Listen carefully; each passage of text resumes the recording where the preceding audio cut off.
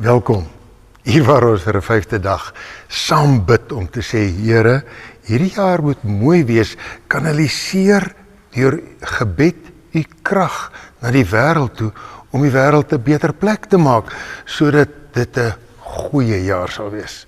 Nie net goed omdat dit reën nie, maar omdat dit geseënd is deur God se seëninge wat neerdal en reën. Waarvoor bid ons vandag? Onthou, 5 minute, luister, 10 minute saam bid, sodat ons regtig as 'n groot groep die wêreld kan verander met verwagting. Waarop fokus ons vandag? Werk. Weet jy, God het heel in die begin vir mense in 'n tuin geplaas en gesê, julle moet nie net sit en dop oor die appel self in die bome groei nie, julle moet die tuin bewerk. Dis sy plan dat ons in die wêreld moet gaan om te werk. Dis nie net geld verdien nie. Dis om God se plan te vervul, om iets goeds te produseer. Kom ons droom daaroor.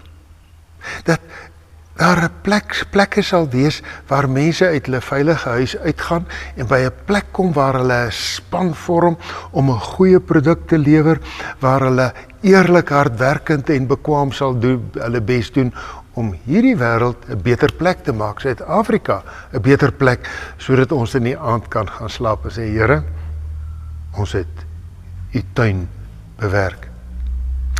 Vir wie moet ons almal bid? Kom ons begin maar net by jou eie werkskringetjie, as jy geseënd is om werk te hê.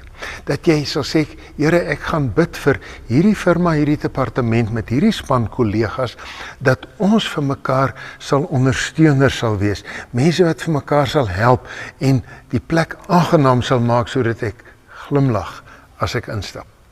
Ek gaan bid vir my hoofde of vir my ondergeskiktes, sodat die leiers en die navolgers sal kry wat hulle nodig het om hulle soos 'n span te laat saamspeel en 'n groot doelwit en 'n wenwedstryd te laat bereik en 'n wenwedstryd laat speel.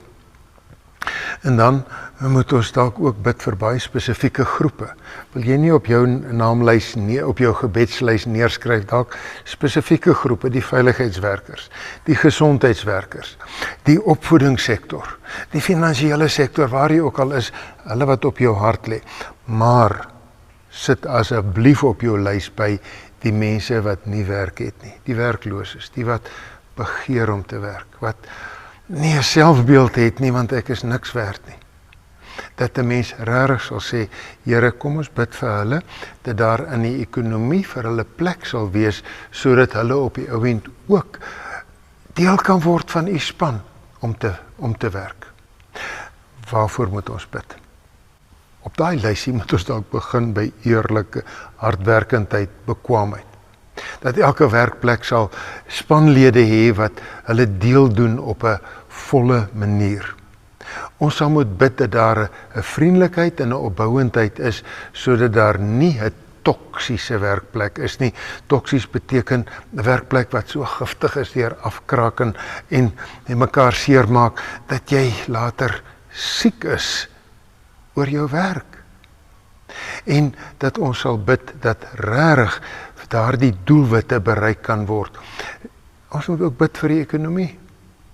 Want ons moet bid vir wetgewing en stelsels wat maak dat daar groei is, sodat daar werk kan wees, want ons kan nie net elkeen alleen ietsie bou nie, die hele land moet bou, sodat daar 'n groeikoers is. Dalk moet jy nogal redelik sistematies bid vir 'n parlement en wetgewing en leiers en uitvoerende gesag. Teen watter probleme moet ons bid?